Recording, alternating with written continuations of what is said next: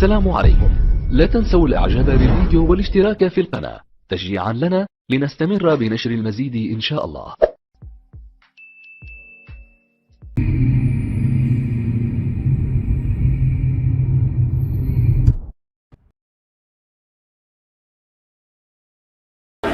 There can be many creators, but the only creator who creates from nothing without any previous exemplar, who we call al-Badi', Badi' as-samawati wal-ard, Badi' Allah.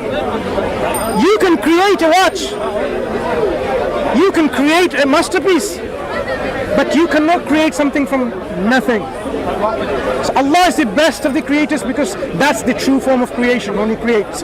When there is nothing, He can create. You need something to manipulate into another form. That's the form of creation, but it's not real creation. You can worship a tree or a stone and we can call them God, but these are not the true God. These are false gods. So we can say Allah is the only true God out of many false gods. Yeah? So people can say there is gods, many gods. Yeah, there are many gods, but there is only one true God. His question, he said, why Allah used we, and he said no. That's not the question, but no. The question is, Ahsan al-Khaliqeen. No. Question is, like is Jesus also creator? So that's the question. This is the Arabic language. Allah uses iltifat. You familiar with the iltifat, where Allah uses from one person to another person, one gender from, so he can say from Mansoor to Majroor, in cases he can do that. A form of address for a rhetorical effect. For example, Allah uses all the time, worship me, never say worship us. Never. Because when He says worship me, if my slave asks of me, فَإِنَّا قَرِيبٌ or فَإِنِّي قَرِيبٌ? فَإِنِّي قَرِيبٌ. When it's I, it's all about closeness, proximity, closeness. Yeah? When Allah says نَحْنُ نَزَّلْنَا الذِّكْرَ وَإِنَّا لَهُ لَحَافِظُونَ, it's talking about His might, His power, His majesty. نَحْنُ خَلَقْنَاكُمْ فَلَوْلَا تُصَدِّقُونَ. Isn't the ayah like this? He is showing His might, His ability, His power, His majesty, His sovereignty. But when it comes to closeness, I worship me. Yeah. Another question, if you have time. Of course, تفضل. If God were perfect in creating, why there are a lot of handicaps? Okay, so there is no question about this creation is perfect. This creation is fit for purpose. Allah did not say, I created this heaven. No. Allah says, He will create Adam a.s. إِنِّي جَاعِلٌ فِي الْأَرْضِ خَلِيفَةً.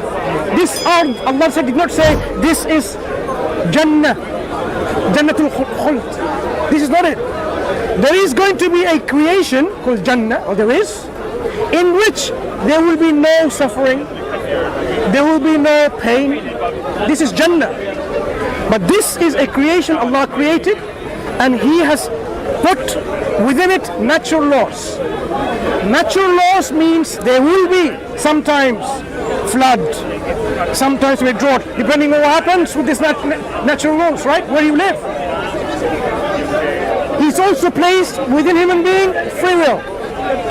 With your free will, because He didn't create robots. Remember, before He created Adam a.s., Allah created the angels. Well before, right? The angels, they cannot disobey Allah. They have to do whatever Allah tells them to do. They are totally without this kind of disobedience to Allah. He created a creation like the human beings and the jinn beforehand. Human being in particular we are talking about. We can disobey with our own will if you want to. Now if Allah says do not commit mischief on the earth, do not commit bloodshed, and we do that, we are responsible. But when we do that, we are creating suffering, we are creating misery, we are creating unhappiness. If now someone stabs someone, that person is in pain. Maybe he will die. That's suffering. That's pain, isn't it? Now this is something that Allah allows because He's given someone free will. If Allah were to stop everyone from doing that, then there will be no free will. If Allah were to stop every tsunami, every earthquake, every murder, every rape and so on, then there's no free will. You're like robots.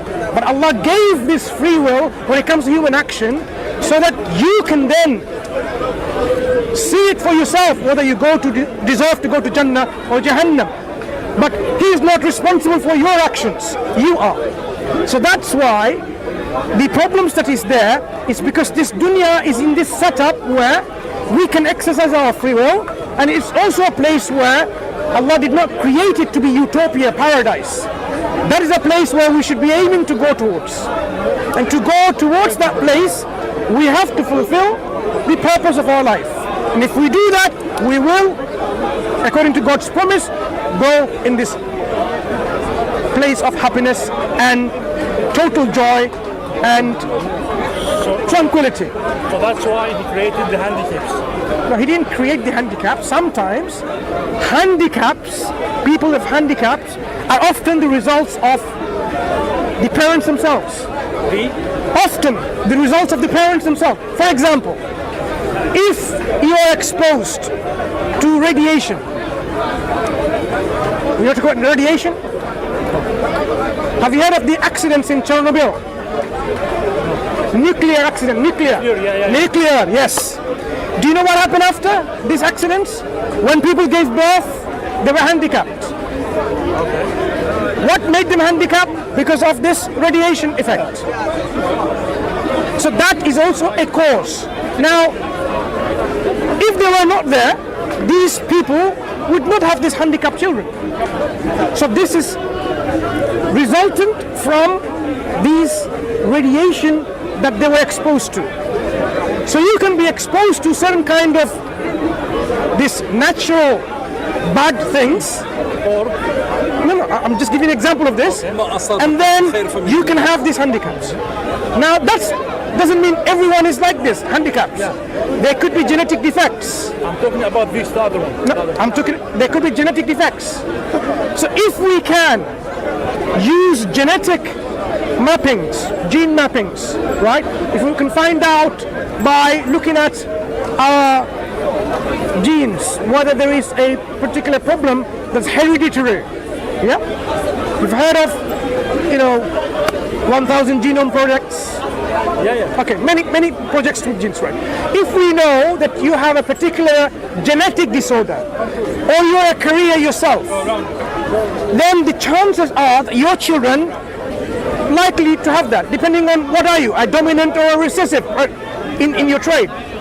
Whether it's, many genetic disorders, right? Yeah. So you can have a quarter chance of your child to have that, for example, or they can have it in a 50-50 chance. If both of them, there is ways of working this out, right?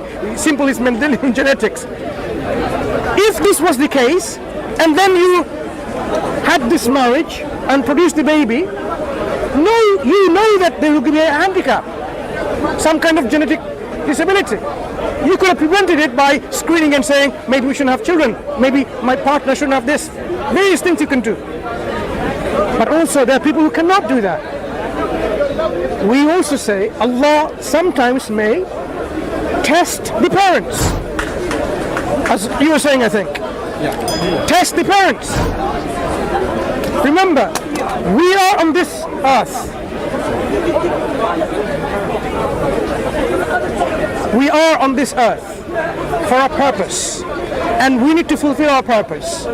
It doesn't mean you have to have all the riches, all the wealth to fulfill a purpose. Or it doesn't mean that someone who's poor, he cannot fulfill the purpose. It may mean that a person who's poor can fulfill his or her purpose than the one who is rich. These wealth and richness can be arbitrary in your goal of fulfilling the purpose. Likewise, your fulfilling the purpose may be with a handicapped child or a perfectly well child. You can be tested on both ways. What we're saying is, you may be questioning is, what's wrong with that child then? What did he do or she do? You can ask that. What did they do? No, everyone will be judged accordingly. God is merciful to everyone. So if a person is born handicapped, if they have this kind of, say, some obstacles or restrictions or some deficiencies or incapabilities already, their purpose and fulfilling the purpose is also based on what they have. For example, if someone is blind or deaf and so on, they will not have the same kind of equal treatment and judgment in terms of the potential that you had, the same. That will be taken into consideration. Yeah? If you are very slow in learning, you have, say you have dyslexia, in an exam paper, in an exam situation, I will take that into account. I'm not going to say no, sit the exam like the other person who has no dyslexia. Then I will be unfair to you. But I will be unjust to you. I say, if one's dyslexic, you see things in a different way. Yeah. You don't suffer a disability. It's not a hindrance. A lot of dyslexic people are millionaires. They picture things in their mind. Yeah. And furthermore, in ancient Egypt, they read things opposite from the way we read things in English. Yeah? So dyslexia, not necessarily something that hinders people from achieving something. Thank you. So moving on to this point. Even handicapped people, they can fulfill the purpose even better sometimes than someone who's not handicapped. So it's given them, they will be judged accordingly. No one will be judged unfairly. Allah is the most just. Okay? Thank you.